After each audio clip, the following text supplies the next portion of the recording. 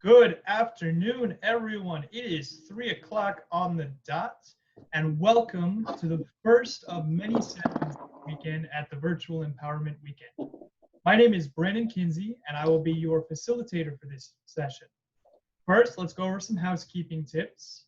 You are muted now, and I'm going to mute a few more of you, and will remain muted during the session unless our presenter asks for some questions. And at the end of the session, you'll be able to unmute yourselves. Your videos are on, and you can turn them on if you'd like. You may keep them on, but please remember, we can all see you if your video is on. Please keep that in mind. And if you'd like to, turn off your video so we don't see you. We understand. Your bathrooms are, actually, I don't know where your bathrooms are, but you're at home or at work. So hopefully you remember where your bathrooms are as we get started here. And at the end of the session, I will be pasting an evaluation form in the chat window. Please fill out that form so we know how our presenters did today and how they do all weekend long. Is everybody ready? Do you know how to be a leader who inspires action and commitment from your team? Bill Kirby, 17-year Toastmaster, incoming District 86 Division Director, presenter at numerous Toastmasters conferences in Canada and the United States, member and past chair of the municipal advisory committees, project manager and technical inside sales at Tico Westinghouse Motors Canada Inc., is here to show you what you can do to get the most out of your team. Everybody put your hands together and welcome Bill Kirby. Thank you very much, Brandon. It is really a pleasure to be here in warm, sunny, southwestern Ontario. I mean, Fort Lauderdale, Florida, where I wish I was. Thank you, everybody, for coming today. It's really an honor to attend this conference and present to you virtually. And I hope that I am able to give you what you're looking for. A little bit about myself, as Brandon mentioned in my intro, I'm an incoming Division W Director for District 86, which is Southwestern Ontario. And I have been a member of or a chair of countless advisory committees in the municipality where I live in Ontario. What that has done for me is allowed me to see and experience firsthand successes and less than successful committees, teams, and how we are able to meet our objectives. So what I want to share with you today is how to get the most out of your team. So let me share my screen with you. Just bear with me a second here.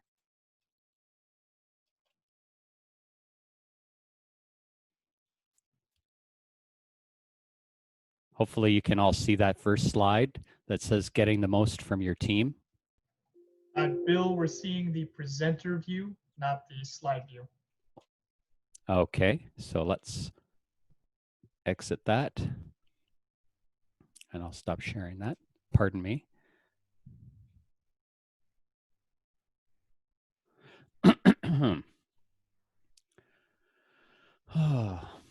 Pardon that technical difficulty, folks.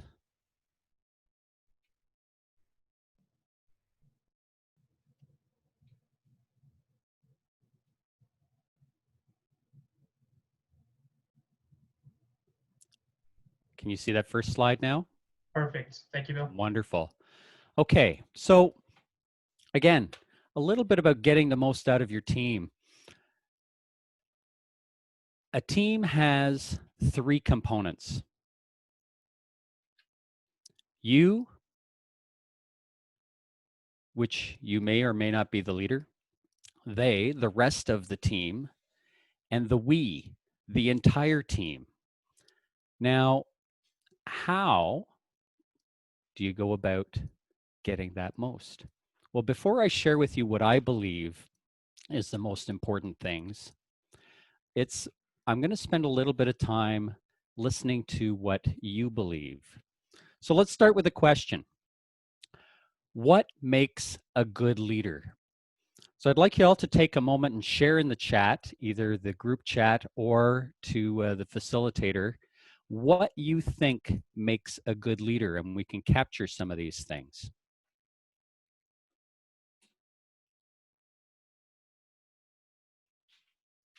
Okay, Brandon, I'm going to rely on you because when I'm sharing my screen, I can't seem to view the chat. Let's see, I'm seeing lots of listening skills and communication. Mm-hmm.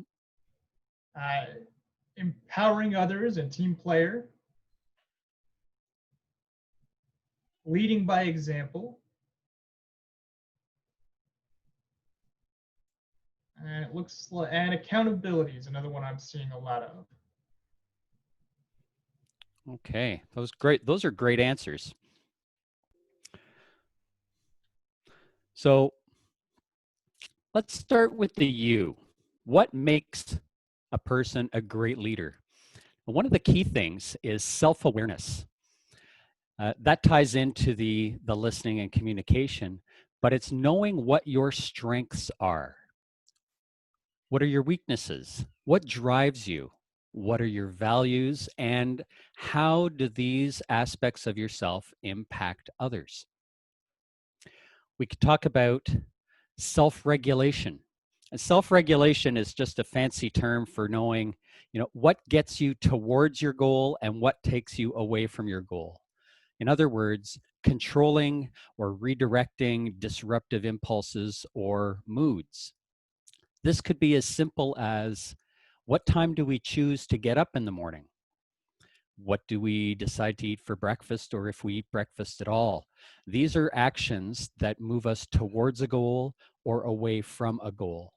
And so if we regulate those behaviors, we will move ourselves towards a goal. Motivation. What motivates us?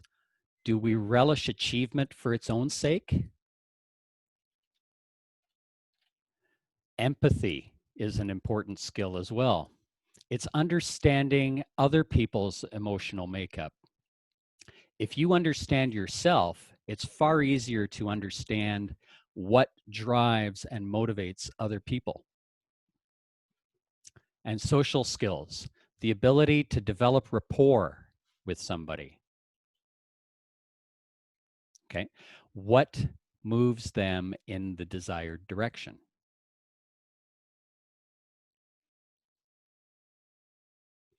Okay, so what we're going to focus on today, because there could be a whole day spent on talking about what makes a leader and these different aspects of leadership, we're going to focus on awareness. Leaders that have a strong self-awareness are neither overly critical or unrealistically optimistic. They are honest with themselves and with others.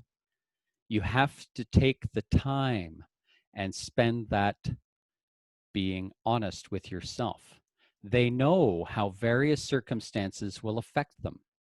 For instance, a person who knows that tight deadlines might bring out the worst in them, they plan their time carefully so that they get their work done well in advance. Another person with a demanding client will understand that that client's impact on their mood and the deeper reasons for subsequent frustrations. Being aware allows you to be led to decisions that align with your values and subsequently make your work and interactions energizing instead of draining. Self-aware people speak accurately and openly. They speak with candor and respect for themselves as well as respect for others. And they know when to ask for help. It's viewed as a strength rather than a sign of weakness.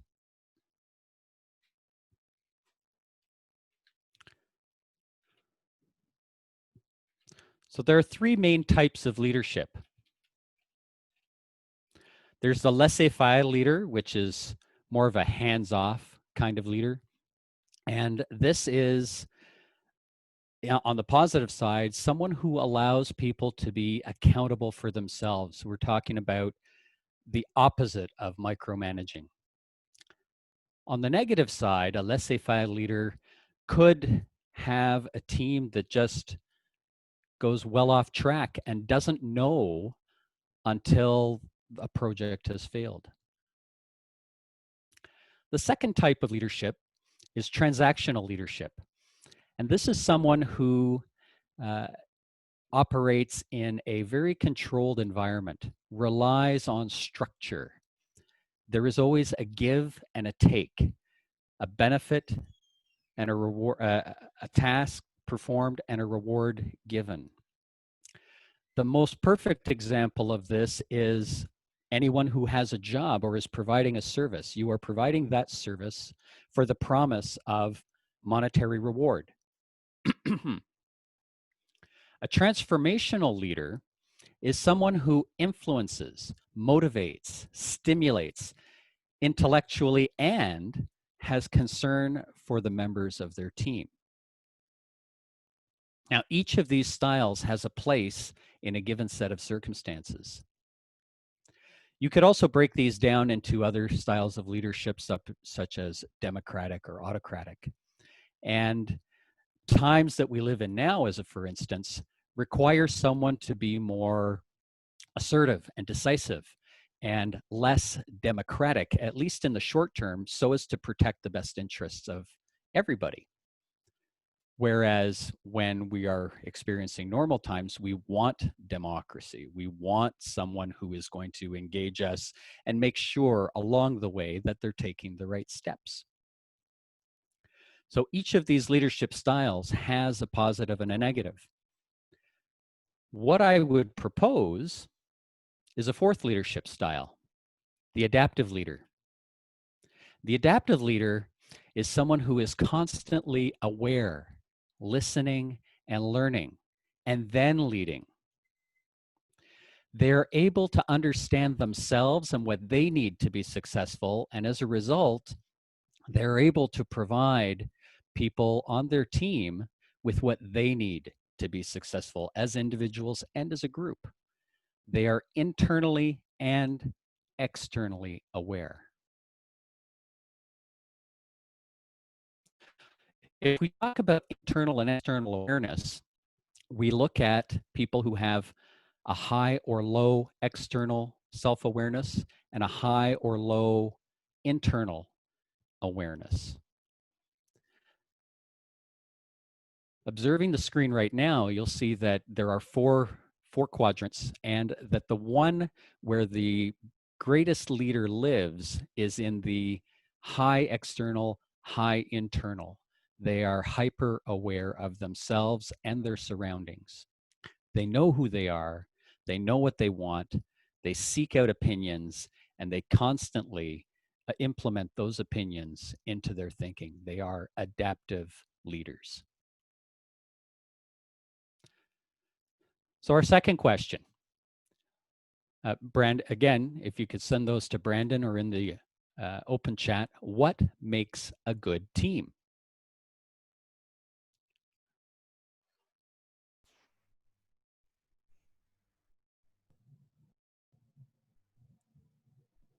Is there any thought, Brandon? Brandon, They're are you starting to getting? roll in now. Okay. We've got accountability and transparency, collaboration, teamwork. That makes a good team. High energy, a wide variety of skills and specialists.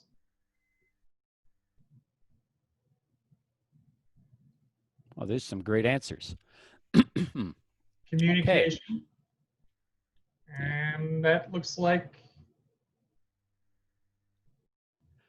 That's awesome. Those are some great answers. The last one I wanted to point out is pizza. Pizza makes a great team. Pizza does make a great team, although it can't have anchovies or pineapple for me.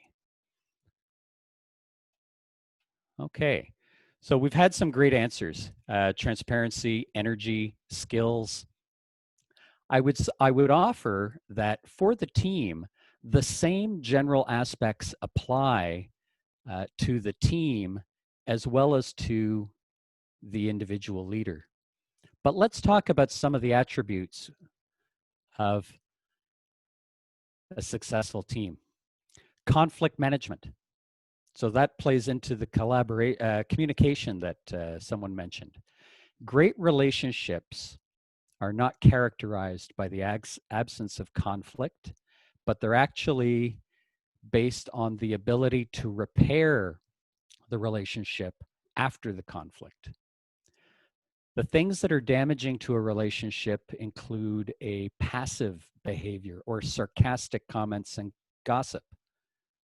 These things damage relationships, but what builds it is, again, mutual respect, communication, and forthrightness. There's commitment to the team. Buy-in doesn't require consensus, but commitment and consensus come from understanding the process. And if you understand a process, you can be behind it, even though you may not always agree with it. Accountability, that was, I think, mentioned as well. Having a high standard and taking responsibility for your own actions, as well as the actions of the team. This includes consequences and praise. It's not about keeping score, it's about staying on track.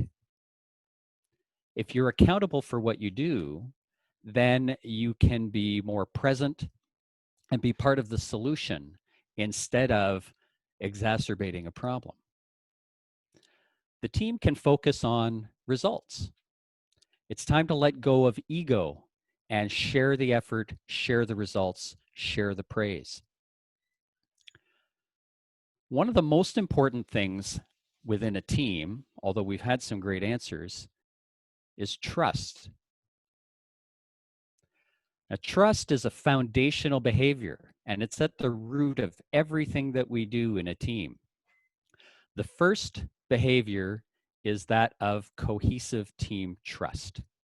And although many people think of trust as the ability to predict a person's behavior based on past experiences, it's not just that. Rather, what we're talking about in the context of a cohesive team is a willingness to be completely vulnerable with one another and to let your guard down. Admit flaws, ask for help when you need it. Now, there are two basic kinds of trust. There's practical and emotional trust. On the practical side, trust can be earned by being a steadfast worker. You meet your commitments, you show up on time, and do what you say you'll do. People rely on your competence and your dependability, and they trust that you will get the job done. This trust is fundamental, and if you don't have it, your team is going to have some big problems. You can't lead through a lack of communication or knowledge hoarding or micromanagement because it leads to duplication of work, missed deadlines, and terrible productivity. On the emotional side,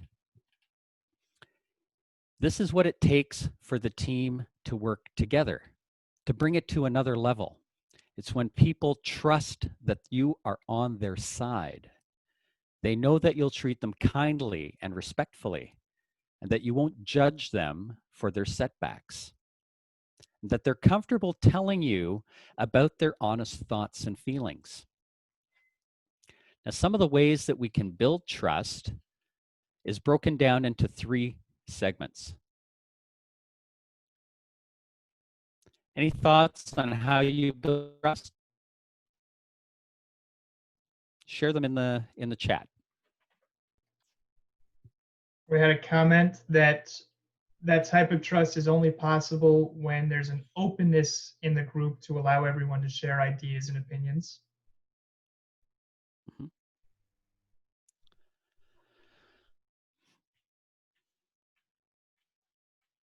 Okay, we'll give this another few seconds because trust is difficult.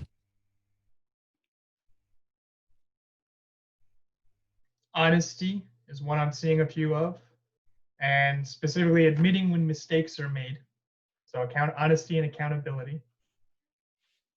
Okay. That's excellent. Okay, so we can break trust down into 3 areas. Aspects of trust that build rapport, aspects of trust that build credibility, and aspects of trust that build integrity. So let's deal with rapport. We talked about honesty a moment ago. And to tell the truth seems incredibly obvious, but it's something that we all fall out of from time to time. We'll tell those little white lies, and we tell them because we, on the surface, claim that we want to protect somebody else's feelings, but really we're trying to protect ourselves. And so this, again, comes back to the willingness to be vulnerable. Telling the truth is a willingness to be vulnerable and to accept something that you may have done.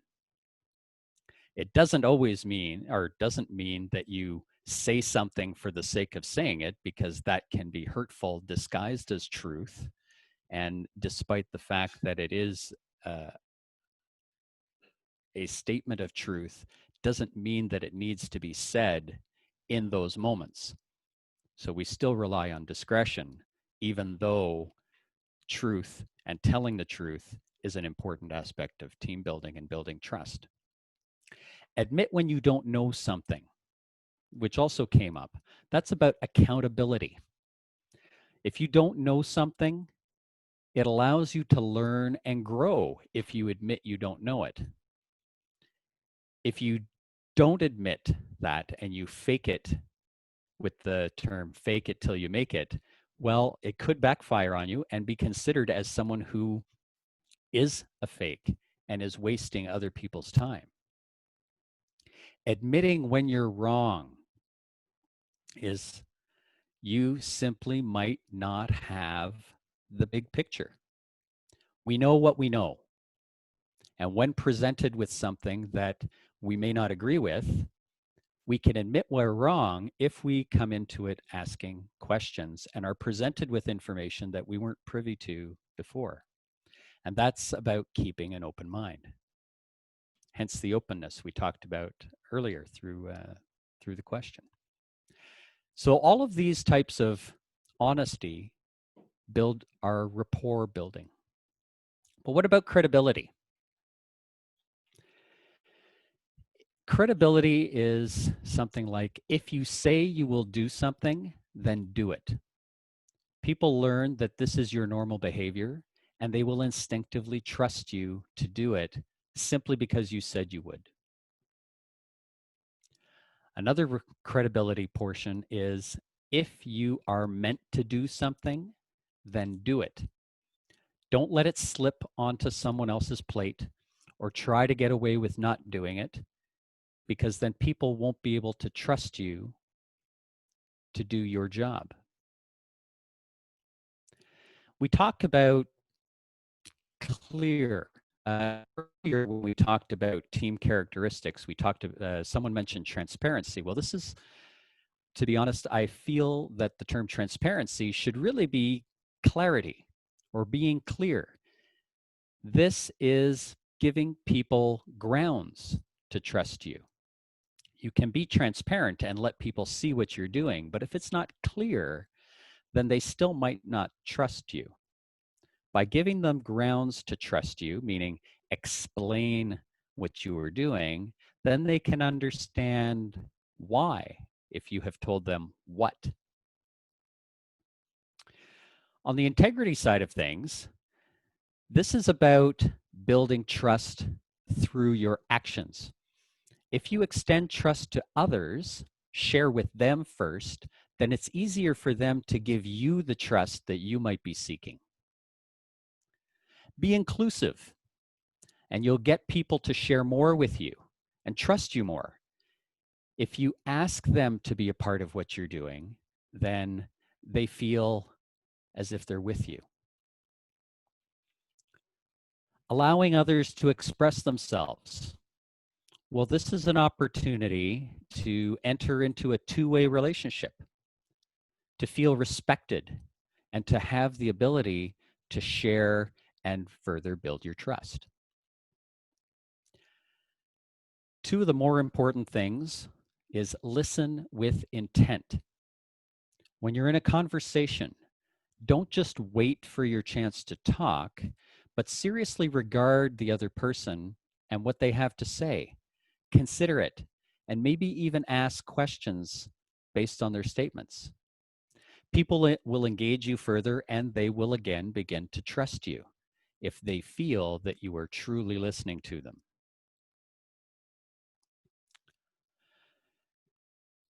Take responsibility for your actions. Again, when something goes wrong, you're partially to blame. No one trusts someone who tries to pin it on another. It's better to admit your role in the scenario and be part of the solution. This will certainly build trust, it will build respect, and it will move the team forward. Now, a bonus that isn't mentioned here is watch your reactions. How many? I can't see everybody's face, but how many of you have children or have had teenagers at some point in your life? I've still got two young people at home. Yeah, and I see you raising your hand. I'm sure there are several of you in the room. Now, being a dad, I of course tell only the best jokes, and sadly, my daughter, who's now 18, doesn't appreciate the depth of my humor and will roll her eyes into the back of her head. Now, that's an expected behavior from a teenager, and I see a couple of people nodding in agreement. But if we do this in a group or team setting, it's really dismissive and has the opposite effect. Even if we're being sarcastic, what it does is destroy trust. So if we watch our reactions and instead of a scoff, you nod your head in agreement, or you laugh, or if you laugh at someone else's idea or say, well, that will never work, they don't feel as if they're a contributing member of that team. They won't feel safe, even though we can call it being honest and say, to be honest, that will never work. Well, that's not really honest. That's opinion. So if people feel that way around you, they'll clam up. They'll be quiet. They won't share what they think, and they won't take that chance to be open with you. Because remember that everyone else's opinion is just as important as your own. They have a purpose and they have a voice, and by listening to that voice, you empower them and you share with them, you share your trust, and they will share theirs. Among other things, this is key to interpersonal relationships and lends to innovation and progress.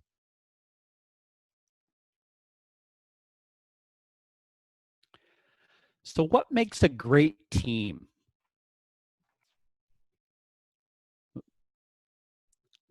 Any thoughts that you can share in the chat on what makes a great team? We talked earlier about characteristics of a team and what makes a good team, but what makes a great team? So we've got synergy, shared vision, communication. We've got telepathy. Telepathy makes a great team. Gotta know what you're thinking. And when the team is greater than the sum of its members. That's a good answer. I like that one. Those are all great answers. Sorry, open dialogue. Open dialogue.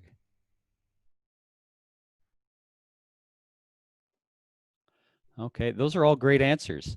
And in fact, they play into many of the things that we've been talking about in terms of individual characteristics and team member characteristics. So what makes a great team? Synergy, that's that sharing of the vision. And again, synergy and shared vision, similar. The communication that we've been talking about, telepathy would be a fantastic characteristic. And if anyone has that skill, I would love to have you on my team, because sadly I lost my telepathy a long time ago. My wife will tell you. Greater than the sum of their parts, absolutely. And that's what this is really about, is sharing skills and giving people the opportunity to rise up and having that open dialogue. So again, we'll focus on the we, because you're right. You and they make we, but this is greater than just the team. And that's how we can achieve so much more when we work together. So if we make time for team members to appreciate the skills of others, how could we do that? Well, this is when we talk about team building exercises. And team building exercises are often designed to see who floats to the top as a leader, but it also tells us something very important about the individual traits of the team members. And when people get to know one another, the team operates better, more efficiently, and then, as we've said, greater than the sum of our parts, we get more work done towards that common objective. If I'm a member of a team of 5 and I know that Brandon has skills that I don't possess, well, it's time for me to step aside and let Brandon shine in those moments rather than me trying to be the superstar. Bring forward and manage emotional issues. And that's a bit, again, about open communication, open dialogue. Emotional issues can hinder or help the team progress. The way they can hinder is, again, if we engage in gossip or sarcastic behavior, because these are destructive things. But if we engage in humor and playfulness, this can be helpful. It helps in diffusing conflicts and relieving tense situations. If you have a very strict deadline or you have a large amount of work to do in a short amount of time, playing some music or telling a joke while you're working is actually a good thing. It makes people feel a little more at ease and get through the work more quickly. People don't feel threatened by other individuals, and the group works better as a whole.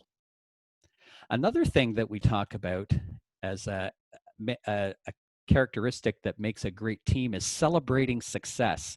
And that's something that's actually done quite a bit in Toastmasters. Think about your individual clubs when someone completes a pathway and receives a certificate in front of the club members, or is the table topics champion for the night. Celebrating causes positive emotions within a person. It's not just about observing and being entertained by something. It's about celebrating someone's success, empowering them before their peers, and it's so easy to do. The impact is fantastic because the emotional level of everybody rises up, and again, we're able to perform at a higher level than before. And we keep people at that level. We build a sense of solidarity, confidence, and team identity by celebrating these successes together. Everyone has qualities and possesses leadership. As a team, we recognize and acknowledge that in a given set of circumstances where individual members can really shine and be recognized, we should allow them the opportunity to develop. They can lead the team at that moment. Their qualities put them in the positive light and use everyday circumstances to maximize the benefit of the team.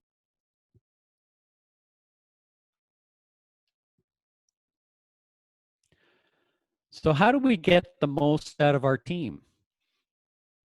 We listen actively. We listen with skill and intent, and we be reflective. We learn having listened, and we confirm back what we learned. We acknowledge the points that people have made, and we apply that growth. We develop trust, and then we can lead with awareness, self-regulation, motivation, and empathy, and social skill.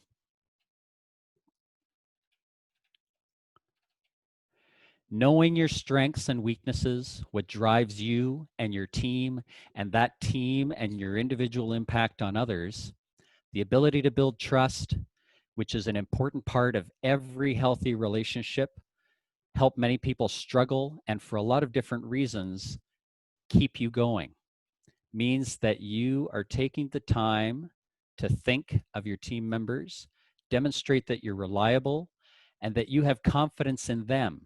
They'll feel safe with you. Leaders are not always the person in front. Leaders appear at any time. They have their moment to shine and grow from the experience of creating and for other people in the process. If you are able to learn, listen, and lead, you will be the great leader of a great team. Are there any questions?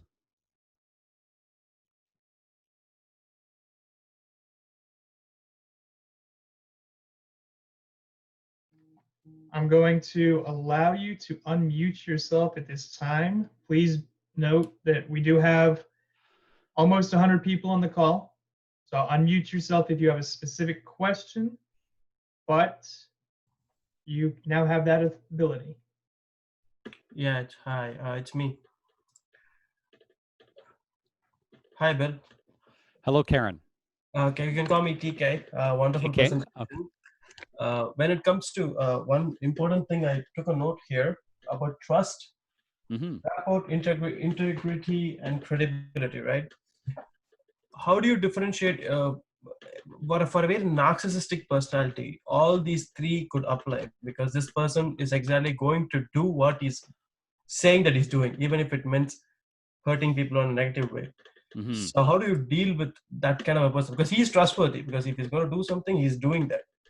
But at this, you understand my question, right? How do you deal with a narcissistic person? But sometimes if you're also narcissistic on your own ways, when you go hammer on with something, how do you deal at, how do you make a conflict resolution at such a time when you're a leader? Yeah. Well, that's an important question. And although we're talking about an element of trust, and you said it at the end there, we're talking about dealing with conflict. And so you have someone who does all of these things, does what they say, says what they do, is clear, but they're doing it from a narcissistic place. And that leads back to one of the other traits of leadership, self-awareness, and how your behavior impacts others. If you are simply focused on that, then you're not truly leading. You're pulling people along with you. You're dragging them kicking and screaming. On the conflict resolution side, if this is creating an obvious problem for your team, then the team or the person affected, and this is strictly my opinion, different human resources teams in different companies may have other ways of dealing with this, but it might be a good practice to address that behavior and the impact of the behavior by that person with that person.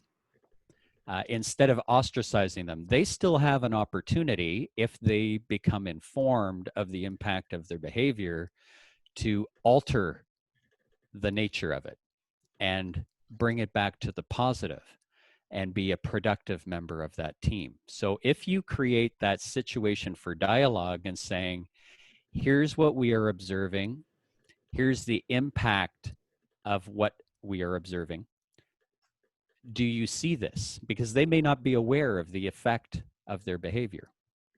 As soon as they become aware of the effect of their behavior, then they have the opportunity to do something about it.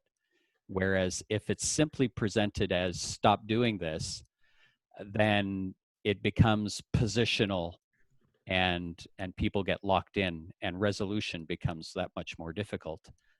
But if you state the behavior and the impact, then people have an opportunity to develop a solution that is mutually beneficial. Does that make sense, TK? Yeah, thank you. Yeah, exactly. Because I do 2-3 roles within the Toastmasters and, you know, other things. So a lot of things are going on. That's why. Thanks. Awesome.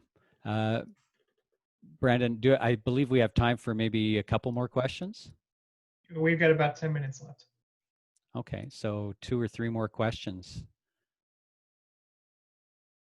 Everyone, I apologize. You'll have to unmute your mic if anyone has a question, because we can't see everybody at once, unfortunately. Go ahead, Paul. Bill, do you have any secret formula for getting newer members involved in our clubs? Newer members involved in the executive or in roles at the meeting? In roles and in club officers, getting them interested. Is there a secret formula? I wouldn't say there's a secret formula. I think it's probably a very well-known formula. It's, again, in my opinion, what has worked the best is removing the fear of these things for people. That comes back to clarity that we talked about for the team. The clarity of purpose. What are the different aspects of the meeting about? Giving people the tools and the knowledge that they need to perform those, and let them know that they're not alone every step of the way, which is really about the support of the team, so that a new person can learn and develop that skill and eventually become a leader themselves. Does that make sense for you, Paul? Thanks, Bill. Excellent. I'll take some of that tips back to my club. Awesome.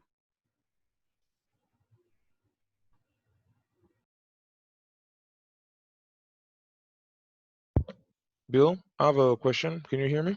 I can hear you. What's your name? My name is Barthold Leonidas. I am part of the Toastmasters Club at FAU. And my question is,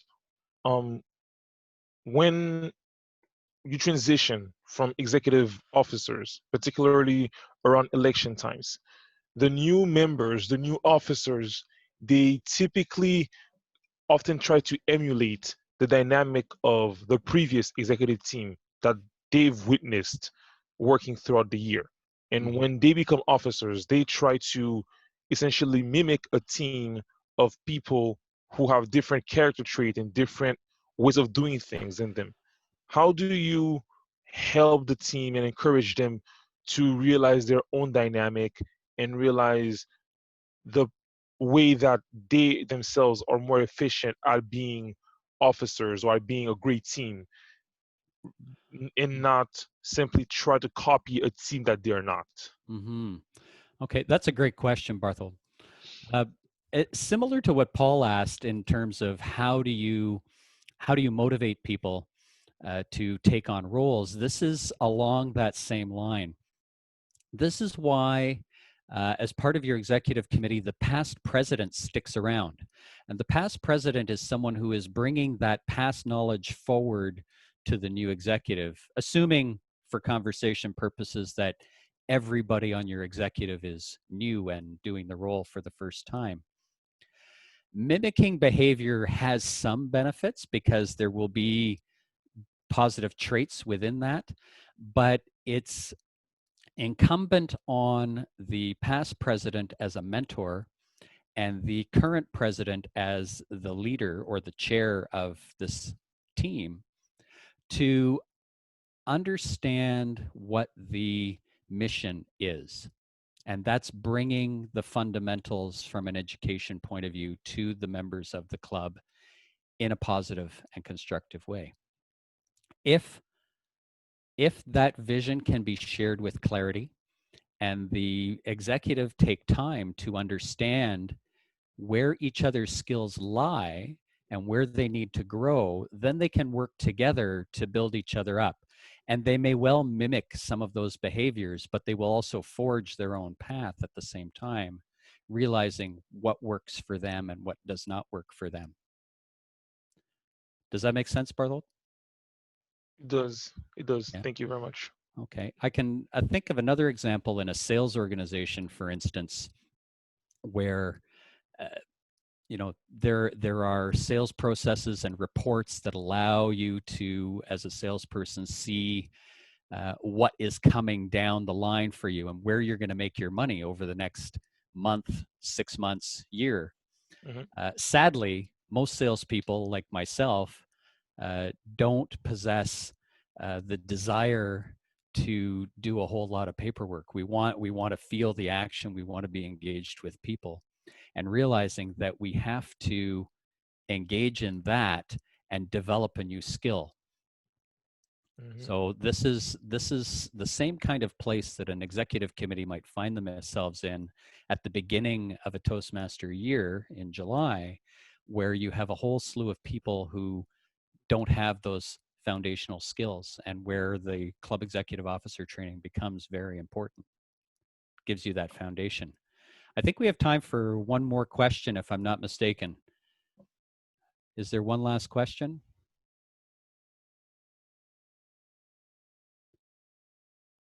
Seen any? If there is a question, just speak up, unmute your mic and speak up, because again, I can't see everybody. I can only see about 20 of you at a time. Hello, Bill. I have a question. And who am I speaking with? This is Cameron here. Cameron. Okay, Cameron.